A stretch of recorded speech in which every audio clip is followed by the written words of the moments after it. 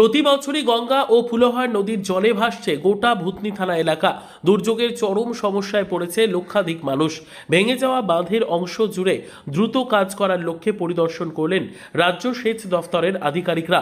মালদহের মানিকচকের ভূতনির দক্ষিণ চণ্ডীপুরের কাটা বাঁধের অংশ পরিদর্শন করতে পৌঁছয় রাজ্য সেচ দফতরের চিফ ইঞ্জিনিয়ার কৃষ্ণেন্দু ভৌমিক।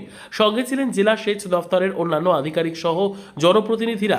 রাজ্যের সেচ মন্ত্রী মানস রঞ্জন ভূঁইয়ার নির্দেশ মতো দ্রুত কাজ করতে এই ধরনের পরিদর্শন বলে জানালেন সেচ দপ্তরের চিফ ইঞ্জিনিয়ার কৃষ্ণেন্দু ভৌমিক। চলতি বছরের আগস্ট মাসের মাঝামাঝি সময়ে দক্ষিণ চণ্ডীপুরের কাটা বাঁধের অংশে গড়ে তোলা বাঁধ ভেঙে যায়। প্রবল জলের দাপটে বাঁধ ভেঙে গোটা ভূতনিতে জল প্রবেশ করে।